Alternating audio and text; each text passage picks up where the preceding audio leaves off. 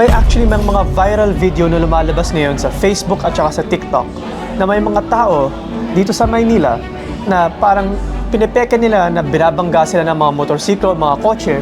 Nung panahon namin, nung kabataan ko, may maraming salamangkero, yung kunyari, magpapasugal sila, pero yung pala dadayain yung mga magsusugal.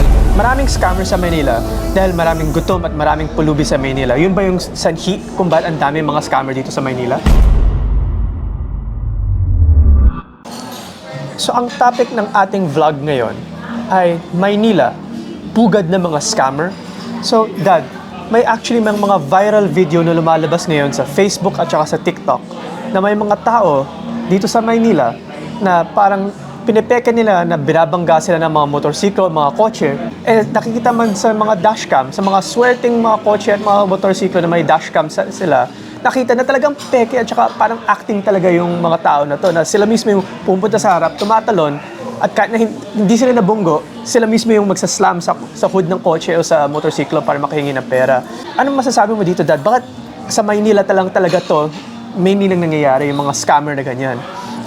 Kasi kung titingnan natin, kung sasaliksikin natin ang nakaraan ng Maynila, makikita natin na kahit naman noon pa man, talagang napakarami ng mga gumagawa ng mga scam sa Maynila. No? Noong panahon namin, noong kabataan ko, may maraming salamangkero, yung kunyari, magpapasugal sila, pero yung pala dadayain yung mga magsusugal. Kunyari, mayroong kasama doon sa mga nagsusugal na yung pala kasama rin ng bangkero, at para na sa ganun mahikayat yung iba, pero yung pala dadayain nila. Hindi lamang yun, kahit na nung panahon namin, kahit hanggang ngayon, meron pa rin naman, meron tayong mga tinatawag na mga fake diploma, fake driver's license. Sa Maynila mo makukuha yan, o sa Maynila ka pwede makakuha. Maraming nakakaalam yan, hindi na rin sikreto. Pangatlo, mga electronics na nakaw, o yung mga ibang electronics o mga supplies o materials na ninanakaw, nabibili rin sa Maynila sa noong panahon, yung saraon. Pagkatapos, pang-apat, siyempre, mga peking produkto, etc. Maraming sinasabi nilang maraming scam sa Maynila. Bakit? Siguro yung tanungin natin, bakit maraming scammer sa Maynila? Kasi kung titingnan natin nung panahon, ang Maynila ang kapital ng Pilipinas. So maraming mga taga-probinsya, mga kababayan natin na nagpunta ng Maynila. Nung sila nagpunta ng Maynila, nahirapan sila makahanap ng trabaho, nahirapan sila magkaroon ng maayos na hanap buhay, naging mga illegal settler sila. So mula doon, sa kahirapan ng buhay, karamihan sa kanila na hihikayat or napipilitang gumawa ng hindi tama. Kasama na yan yung mga nagpapabunggo, kunyari na aksidente, para sa ganon maharas nila o mahuthutan nila yung mga nagmamaneho, mga sasakyan. At hindi lamang yun, meron pa yung tinatawag natin, kunyari basag sa lamig, babasagin yung sasakyan mo, o kunyari pipiliting kang linisin o yung i-wipe yung sasakyan mo para na sa ganun bigyan mo sila ng pera, parang tinatawag ng forced selling, kasi pag hindi mo binigyan ng pera, pwede nilang gasgasan o guhitan yung sasakyan pag hindi mo sila binigyan ng pera. Napakaraming nangyayaring ganyan sa Maynila na kung titingnan natin, ano bang sanhi? Kulang sa kabuhayan na maayos, kulang sa trabahong pwede makapagbigay ng magandang kinikita sa kanila. Yan ang mga kadahilanan dyan.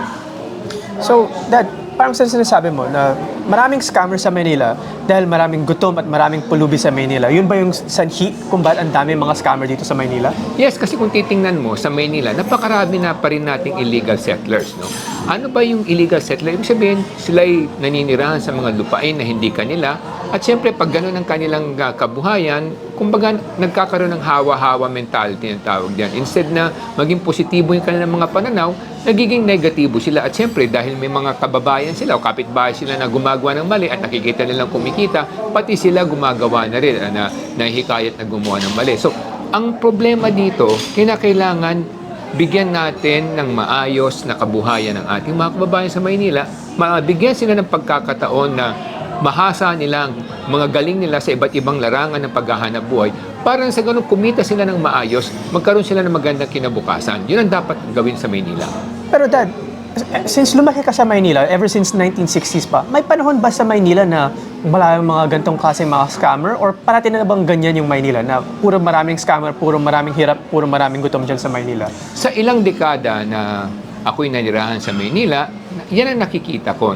Ano-ano bang nagiging problema? Kasi nga marami tayong tinatawag na yung superficial aesthetics, no? Yung may mga gagawin ng programa na maganda sa tingin ng madla pero yung pala wala namang sustainability. Ibig sabihin, hindi ito matutustusan ng pangmatagalan. Kaya kinakailangan magkaroon tayo ng mas dedicated skills training program, magkaroon tayo ng focus jobs creation program, at magkaroon tayo ng exceptional jobs matching direction. Para sa ganun, mabigyan natin ng trabaho, magbigyan natin ng kinubukasan ng ating mga kababayan. Sa tingin mo, Dad, kung implement yung mga programa na to, kaya ba yan in 3 years na mabawasan ng mga scammers sa Maynila?